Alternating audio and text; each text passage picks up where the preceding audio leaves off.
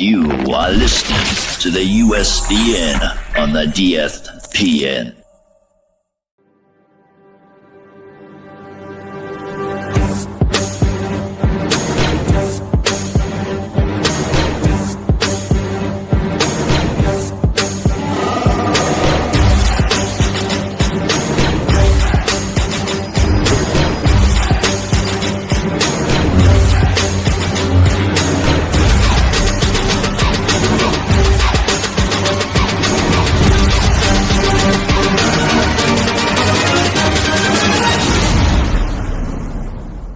It's a trap!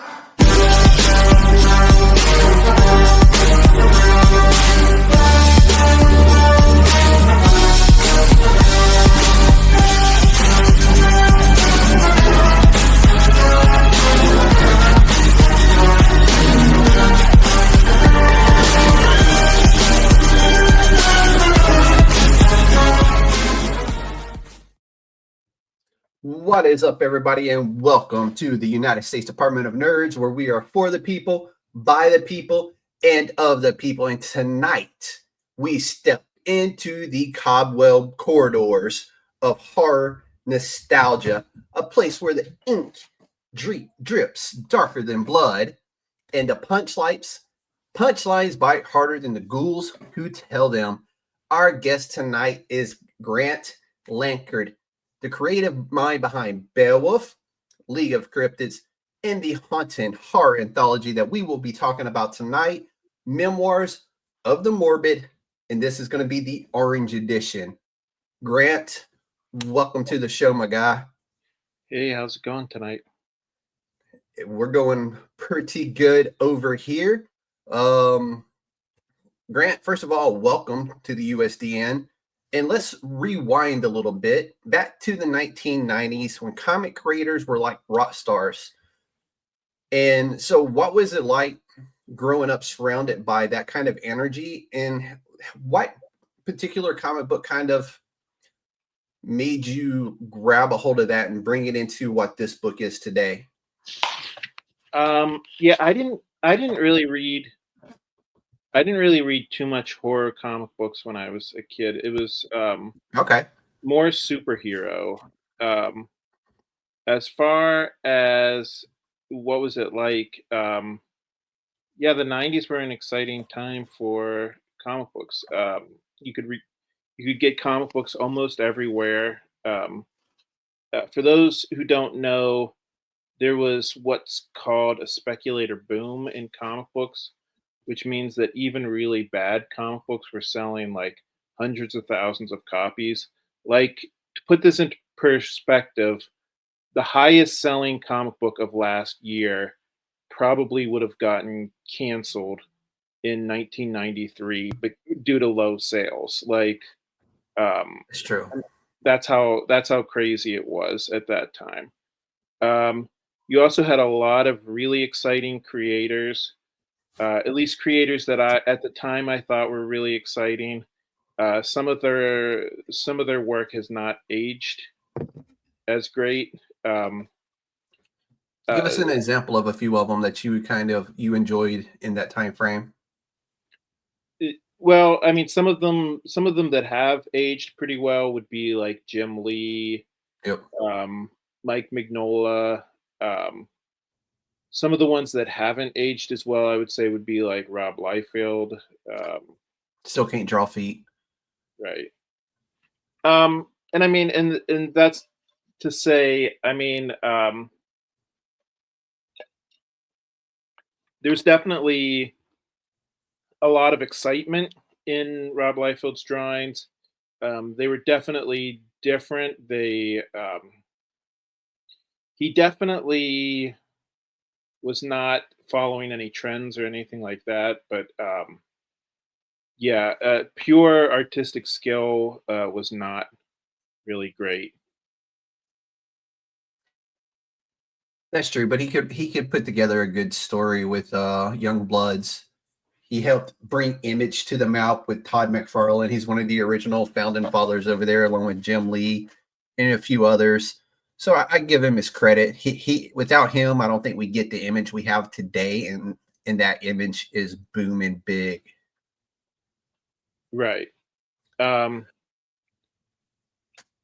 Yeah, I didn't mention Todd McFarlane. His comic books were kind of in the middle, like not really bad, but not really good either.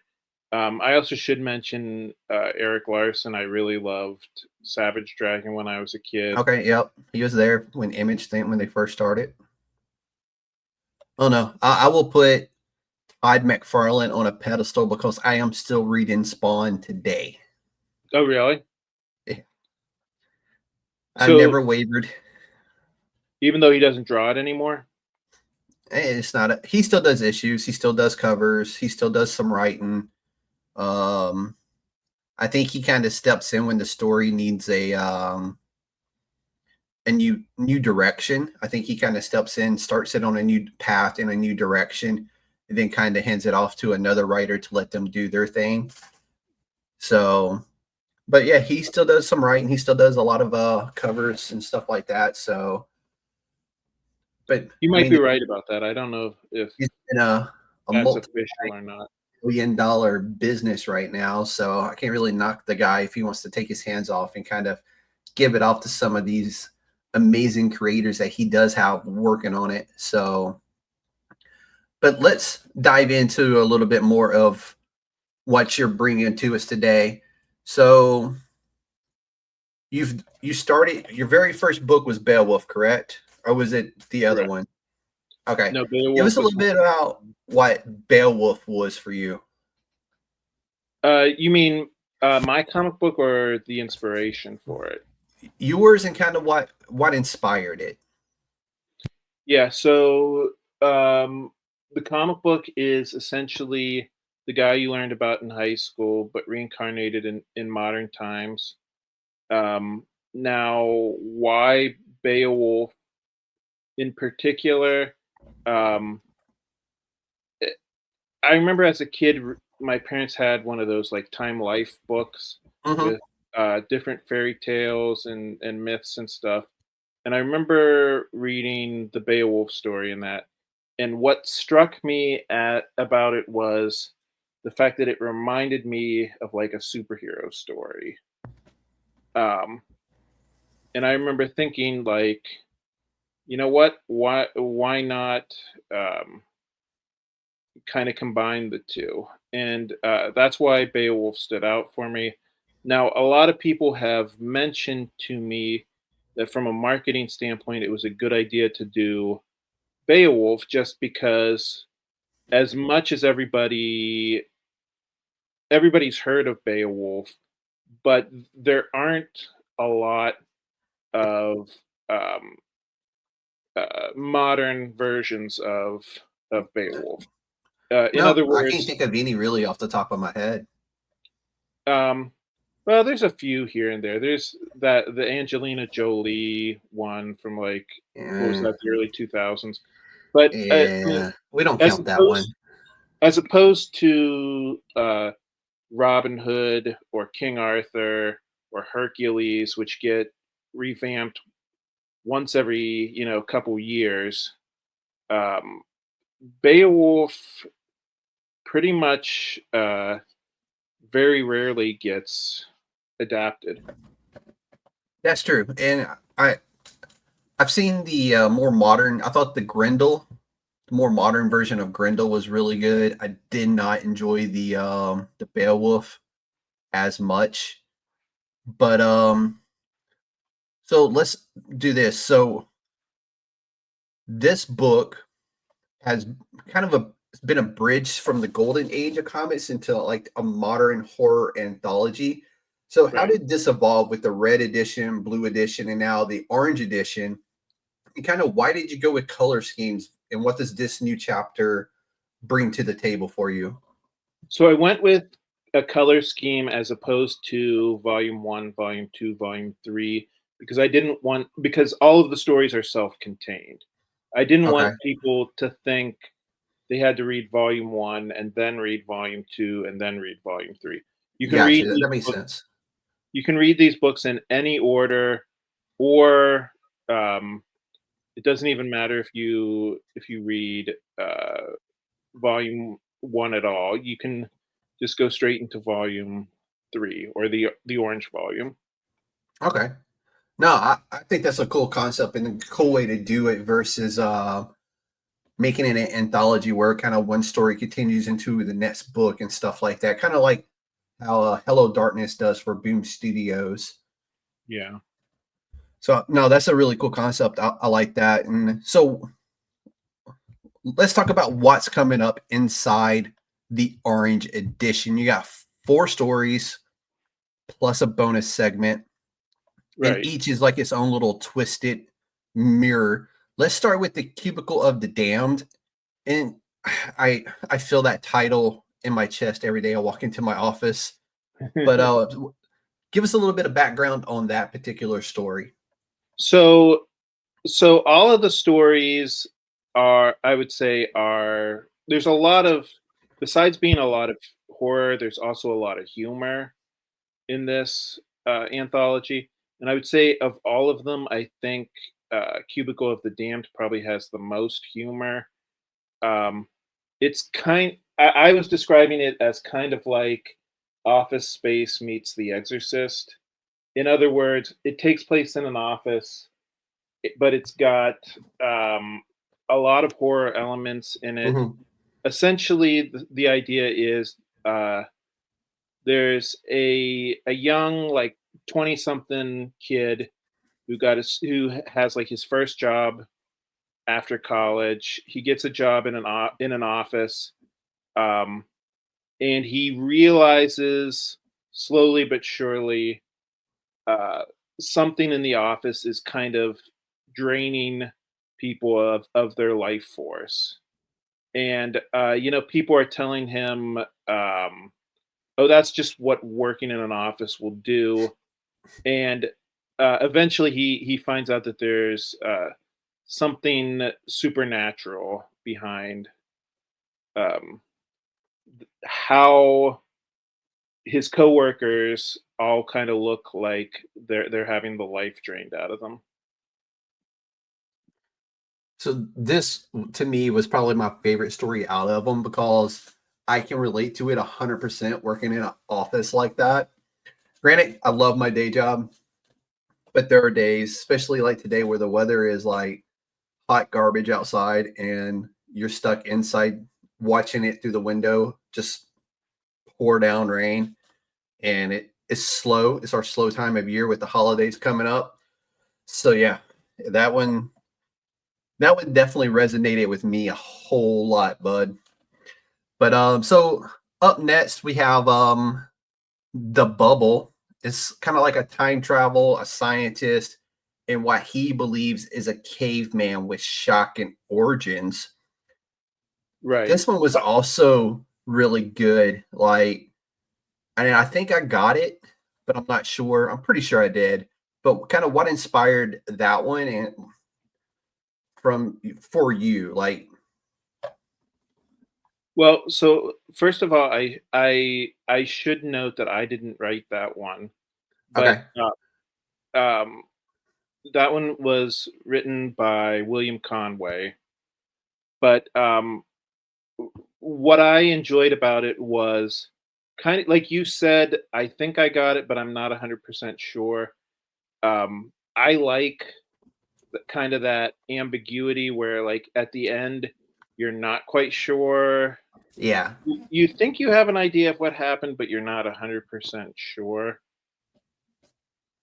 No, I'm right there with you, and it was a very fun one, and I was like, because I kind of got it from the beginning on that one, but I didn't want to like just speculate right away. I wanted to see where it was going, and I enjoyed it immensely. The writer on that one nailed a fun story.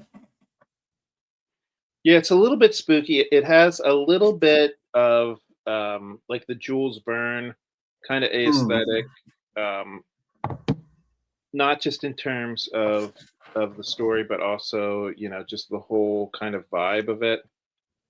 Yeah, 100%. Because I mean, he's working on time travel. Yeah. So you get that element to it, and then him just all of a sudden finding this random stranger that he decides he needs to help. Right. And that was what was weird about it. I'm like, why would he decide that he needs to particularly help this one specific person? So I thought that was interesting. There had to be a draw there. So a really good one. And next up was Fiona's Fantasy Forest, a children's host revisiting her imaginary world gone horribly wrong. It's kind of like Mr. Rogers meets Silent Hill here. Right. So the idea behind this story is a children's host. Think of like either Pee Wee Herman or like Mr. Rogers or somebody like that.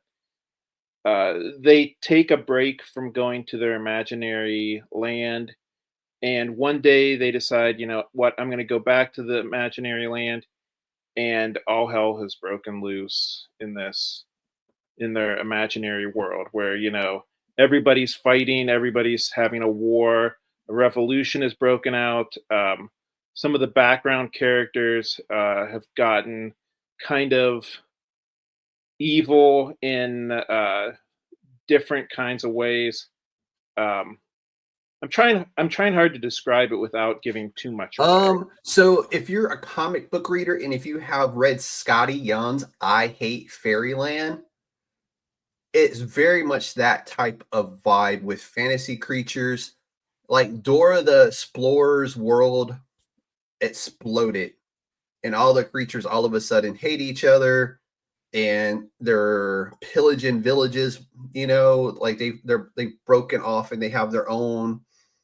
Like the elves are one thing, and the animals are another thing. The lumberjack is like menacing to everybody.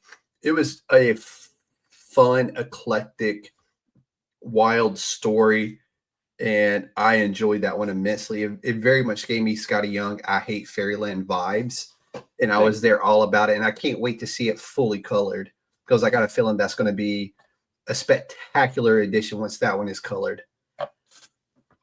So, and then up next, we had Invaders, which it was 100% complete when you sent it over to me, but I kind of got what it was about. But it's a sci-fi horror, space survival with alien confrontation. It was giving me the cinematic feels of like Predator or Alien or something along those lines. So what can you tell us about that one and kind of like what was some of the inspiration behind it? So I didn't write that one either. My friend Okay. Dave wrote that one. But yeah, so it's you're definitely going to get alien vibes from it. It's a woman is on a spaceship. She discovers that she's not alone on the spaceship. There's also an alien on there. And it has kind of a shocking ending. I'm not going to give away what the ending is, though. So if you guys are sensing a trend here that all of these stories kind of have like a twist ending, that is true to the original EC comics like Tales from the Crypt or Creepshow. That was coming up next. That's a good segue. You had a sponsor for this comic book with Job Corps and the staffing agency for the Post Living, which is genius marketing. And the whole comic book is hosted by this ghoulish figure reminiscent of the Crypt Keeper, which, be honest, probably my favorite part of the entire thing because he brought that light humor to each story as it was kicking off. And I was always a huge fan of the TV show. So kind of where did your idea of that come from? Was it the EC Comics and the creep shows and that kind of stuff? Yeah. I mean, he's kind of a parody of the Crypt Keeper. He's maybe halfway between a parody and an homage, but yeah, so basically he's like the Crypt Keeper if the Crypt Keeper was really bad at his job. And he's way more worried about, Yes. you know, like how big his trailer is, then he is a diva. yeah, exactly. No, that was really fun, dude. And the whole who come up with Job Corps? So so my wife and I kind of were, so that story was, or the bonus section was co-written by my wife and I. Um, my wife is a pretty good writer. She doesn't like, how do I put this? She doesn't like putting the effort into getting her stuff published. Mm-hmm. So she writes a lot of stories that um, kind of she doesn't really submit anywhere. So she came up with this. Well, I would say we both came up with this idea. Like we were kind Okay. of bouncing ideas off of each other. Um, and originally, where the idea came from was she went into a pharmacy to get her prescription, and she when she came back out, she was like, "Oh my God, Grant, you should have seen this girl. She looks like they propped up a zombie to like fill prescriptions." And so we started like bouncing ideas off of each other, like, what if, what if there was a staffing company that provided like zombies, and I was like, yeah, this could be a section in uh Memoirs of the Morbid. And then and he said, well, instead of making it a story, wouldn't it be better if it was like an infomercial? And yeah, that's where the idea came from. Dude, it's brilliant. And like I said, the stories were fantastic, but I enjoyed seeing the ghoul in between complaining about his trailer, complaining to his manager, and then sponsoring the Job Corps and those little vignettes that you did between the stories. Thanks.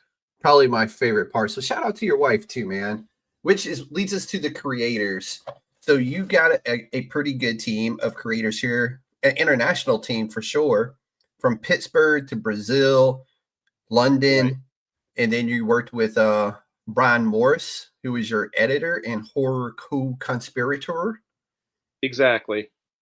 Yeah. So Tell us a little bit about that team and how this team came together for this. so a lot of them. So actually, crazily enough, William Conway was a recommendation from an artist who actually ended up not finishing his story for the book. There was no drama or anything. He just didn't have time to Yeah, finish. no, that happens all the time. It's just a part of the business. So, but William, he came on. He told me the concept. I liked it. I told him to write it up, and then Alberto Pessoa, the artist on Bubble, he was awesome. He's worked on Memoirs of the Morbid before. He's always really easy to get along with. He's a great artist. He has a full-time teaching gig, so he can't do he can't do like a regular like monthly comic book, but like something small like this that had like really relaxed deadlines, he was great for. Now, obviously, we mentioned my wife, Angie Dudas. Um, Obviously, I know her because she's my wife. Um, and uh, like I said, it used to bother me that my wife had all these ideas for stories and then she never Mhm. really put them out. But it doesn't seem to bother her, so I don't. You know what I mean? I think she's happy writing these stories but not necessarily getting them published. Yeah, it's her release and how she blows off some steam, sits down with a notebook and writes out some stories. No, that's a really cool way to do it. And I'm Exactly. pretty sure a lot of people have a lot of good stories just sitting on a shelf somewhere that So, that nobody will ever see. so she was actually going to write a much longer story in this story, and she just said like, I don't know if I have the the if I want to do that. So we did this story as kind of a compromise. As It's a great far compromise. It was a lot of fun. Thanks. So then I did the story and the art for Cubicle of the Damned. I did the art and the story for Cubicle of the Damned, and the story definitely comes from me. Definitely comes from my days working in a cubicle. I know you said you love your day job. I really do. It's so I'm retired, and then I got a day job that's almost identical to what I did when I retired. So for me, it's kind of like I love going to work. I just there's days where I'm sitting in the office and it just sucks the life out of you because there's not a whole lot going on, and it's just the ebb and flow of things. So that was more my experience from working in an office. Was feeling like the life was getting sucked out of me. So then, as far as like I said, one of the artists dropped out and didn't finish their story. So I actually I don't know. I got the idea for Fiona's Fantasy Forest, and thankfully Samir Samoa was free. So I wrote down this idea and I got him to do the art for it. And No, I mean they really nailed because I mean it feels like it belonged in the 1970s with the original EC comics and the original creep shows, but it felt modern as well. And which shout out to EC Comics, by the way. They are producing some really great horror anthology series right now. And they yeah, they're dipped coming their back. toes into sci-fi as well. And they have some really great stuff out there. And I know I recommend EC Comics all the time, just simply because I think they're that good. Oni Press now has them. So they're underneath the Oni Press umbrella, but they are Right. producing some really good stuff right now. So, I mean, if you're Yeah, going to be inspired by a series, EC Comics is definitely the perfect choice. yeah, it feels like it's making a comeback, right? Oh, it's huge. Yeah, absolutely. They they're selling really well. Their specialty is anthology comics, and I enjoy horror anthology, sci-fi, and that kind of stuff, like the Hello Darkness of the from Boom Studios.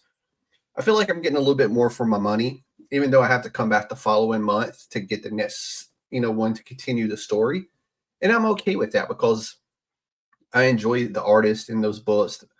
I enjoyed the storytellers. I know before, like right, they did Epitaphs of the Abyss. It ended and they started Catacombs of Torment. But within Epitaphs of the Abyss, Karina Becco is writing a story called Blood Type, which now has spun out of Epitaphs of the Abyss into its own comic book, which is the very first time that EC Comics has pulled an anthology story out of their anthology comic book and gave it its own story. Oh And wow. that's being written by Karina Becco, who is an absolutely phenomenal writer. And it's such a good story. So I think they're really on top of their game right now. And Ani Press has Rick and Morty as well. So I don't know how many people enjoy Rick and Morty, the comic books, but the comic books are a lot of fun. And I know they're ending in December. They will print their last issue of Rick and Morty in December. Oh wow. Okay. It's a little heartbreaking, but we'll see what comes of the comic book after this. So, but let's see. You also had a David Schuler. Did you mention him already? So Dave was a friend of mine from college, and I think we said earlier this comic book is almost finished. We're Mhm. still waiting for his story, which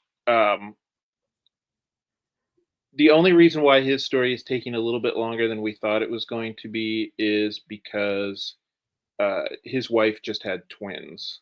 Oh wow! So, Congrats to so him, yes, man. this is That's wild. Can't yeah. imagine what So that poor lady went through. right. So that's why he's very busy at the moment. But I am confident he still had he's gotten a lot of work done, and I'm very confident that he's going to get the rest of the story finished like in the next month or so. Sounds good to me, man. I'm excited to get it in my hands, fresh off the presses when it is released. Now, let's talk about the Kickstarter a little bit. And so what's it been like for you in running? I know this isn't your first rodeo when it comes to Kickstarters, but what's it been like for you to run a Kickstarter, and what are some of the lessons learned from your perspective? Oh God. I wouldn't even know where to begin. I do feel like it's getting harder. I don't know if you've ran a Kickstarter recently, but it does feel like, I'll do the same amount of promotion and get less of a, I don't know what the word for it is, less, bang for my buck. When like it used to be, I could send out a newsletter and,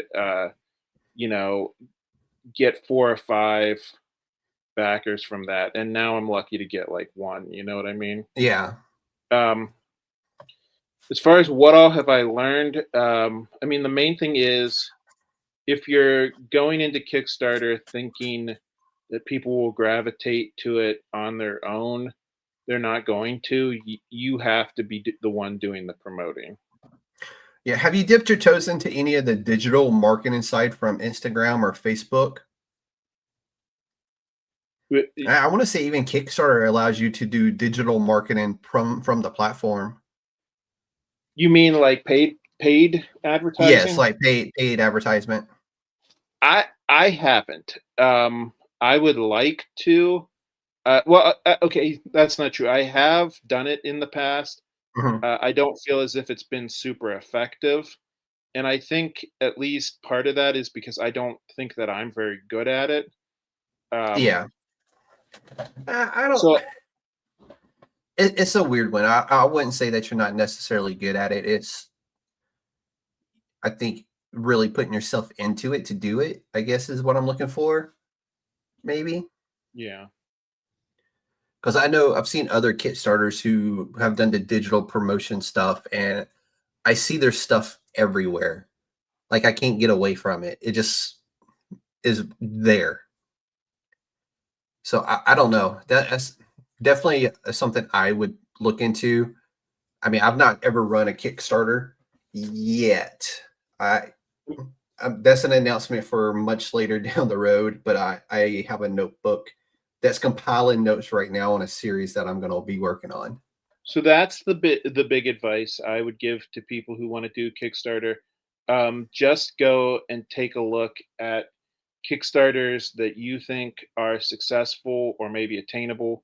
Like look at what they did, maybe even back a few comic books that you're not that interested in, just so that you can follow along and see like, oh, so he did this, and this. Yeah. And like you said, take notes. I would also recommend Tyler James. He has a podcast called Comics Launch. Mm-hmm. I wouldn't necessarily recommend. He also has like a paid tutorial that you can pay extra for to do that. I wouldn't necessarily recommend that, but I would recommend listening to his podcast because I think you learn most of what you need to know from the podcast. Yeah. So I will say this. I know Bruno Caterino, who's been on the show a few times, he has a free lessons learned or lessons that he's learned from Kickstarter. It's now in its 2nd volume. So if you sign up for Bruno's, what's it called? His, what's his name? Bruno Caterino. He's out of the UK, but he has a monthly like newsletter that he sends out, and you can go to some of the back issues of his newsletter, and he has a link to some lessons learned in there. And I think he's on volume 2 now, and I think it's got a whole lot of his last name. Yeah, Catarino, Catarino. He's a cat guy too, just like us. Cool. Yeah, I mean, I'm always in favor of, you know, stuff like that, like people who are doing the work and have, recommendations. If you want to see a huge, and I do mean a huge Kickstarter, and I think it's in the top 1%, and it made like 80 grand on his was Dark Pink Comics with Chris Ford. Very successful, and he did a lot of digital marketing for his as well. And another thing I like for Kickstarters to do is give updates. So once it's been launched, I enjoy personally seeing the updates of the comic book, kind of like, you know how you can have the ability to go in and post updates and stuff like that. I like Yeah. seeing those. It just lets me know, like, I know the writers and the artists are actually working on the book, and because you hear a lot of bad stuff come from Kickstarter. Like, oh, they were just there for money and they didn't produce anything, and that put a lot of hesitation on myself when I first started supporting Kickstarters. But thankfully, I got over that pretty quickly, and I've worked with a lot of great people like yourself with Kickstarters, and having them on the show, it's definitely put me at ease to be more willing to back indie creators like yourself. So, Sorry, my camera's jostling. I have to plug my computer in. oh no, you're good, man. But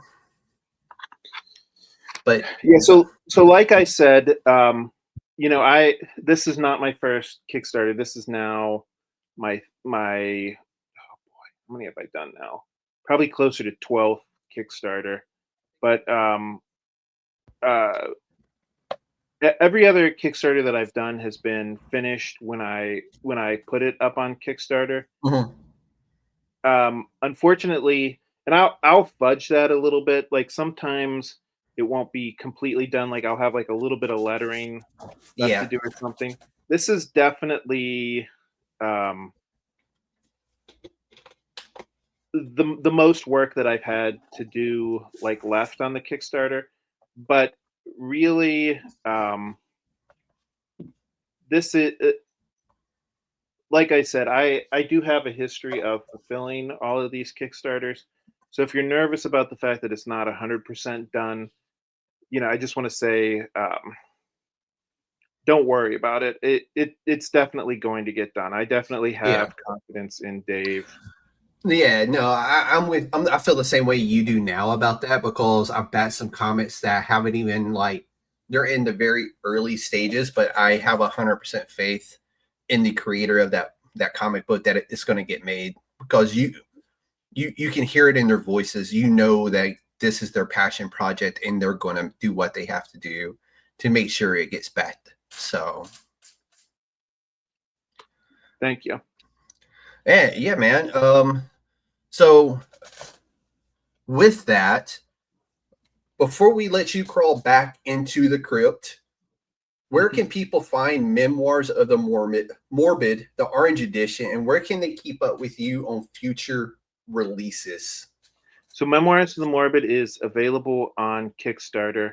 Hopefully you'll put a link somewhere in the show notes, or it's out there already. I've got it shared across all my platforms so they can find it easily. Cool. As far as me, if you want to keep on following me, I have a really distinct name, Grant Lankard. The last time I checked, I'm the only Grant Lankard on any of the social medias. So yeah, fine. I'm on all the major social medias except for Twitter, because I hated Twitter. But yeah, follow me on any of those, and most importantly, my Substack. I do have a Substack if you want to follow me there. Perfect. But yeah, I have everything linked. I have your Instagram linked. I have the Kickstarter linked below all the posts about Memoirs of the Morbid. Before I let you go, though, describe this new volume using one terrible pun that the Ghoulmaster would say. Don't make a grave mistake by missing it. Love it. So with that, everybody, I am going to go ahead and announce right now. So if you didn't stay to the end, or if you're listening later, on 30 October, I'm going to have a bonus show that I did not include on my calendar for the month. And I did that because I wanted to have one last surprise for everybody. So if you're a fan of cosplaying, if you're a fan of Comic-Cons, if you're a fan of zombie movies, if you're a fan of the old 80s B-real horror movies like I am, that are just full of the blood and the guts and the zombies and the fun, nostalgic of those types of movies, I will have the creators of ZombieCon Volume 1 live here on the United States Department of Nerds on 30 October at 7 p.m. Eastern Standard Time. We are going to have a blast talking all things ZombieCon and how they made their own indie horror movie on a budget about the size of your grandma's Lincoln Cadillac. So tune in for that one. You're not going to want to miss it. Grant, welcome to the United States Department of Nerds. You're now officially a member of the Council of Nerds. And with that, everybody, be good and be safe out there. And we will see you on the 30th. We are out of here. Y'all be safe.